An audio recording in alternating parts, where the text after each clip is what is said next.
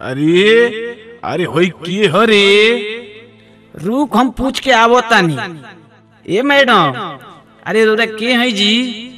मैं राकेश जी की वाइफ हूँ।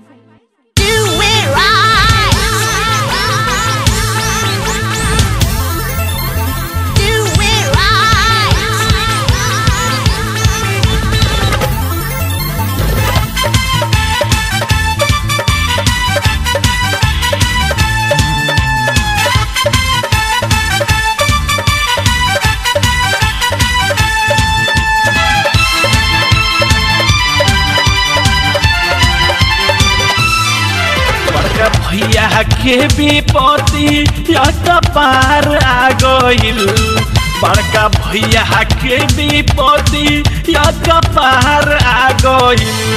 एगो बियाहल बिया दोसरे कुमार आ गइल, एगो बियाहल बिया दोसरे कुमार आ गइल। बड़का भैया के विपत्ति या पार आ गइल, बड़का भैया के विपत्ति या पार आ गइल। एगो बियाहल बिया दोसरे कुमार आ गइल, एगो बियाहल बिया दोसरे कुमार आ गइल।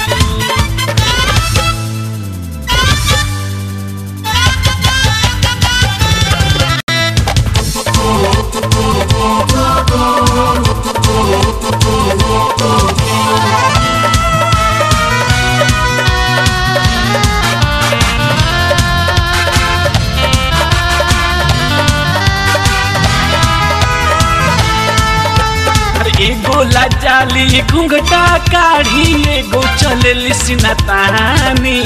बुझी न पावस भैया हमरे के मानी।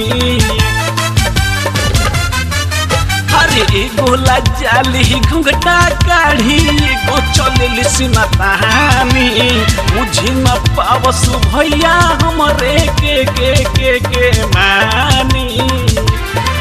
इनके चारा चाह घरे घरे गली जवार छा गइल, इनके चारा चाह घरे घरे गली जवार छा गइल।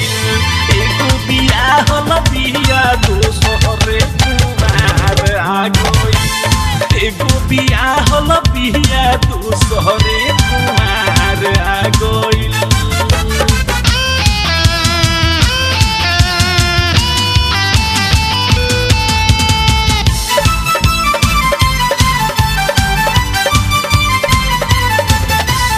पूछेली पहली भौजी हमसे ई के हमके बताई। करी ना शरम रौरा देवर जी हमरा के समझाई। अरे पूछेली पहली भौजी हमसे ई के हमके बताई। करी ना शरम रौरा देवर जी हमरा के समझाई।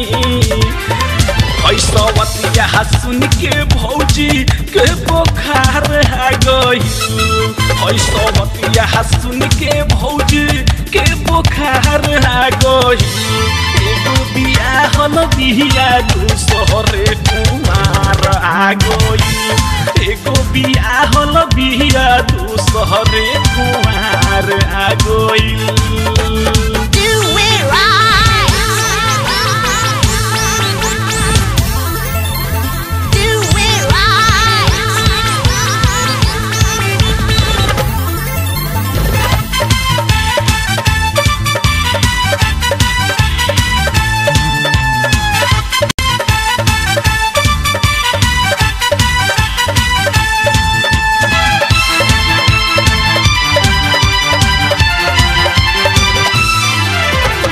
कहेले नथुनी फौजी भैया करना ऐसन काम तू।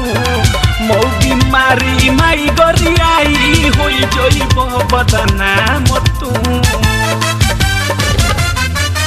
अरे कहेले नथुनी फौजी भैया करना ऐसन काम तू। मौगी मारी माई गरियाई होई जइब बदनाम तू।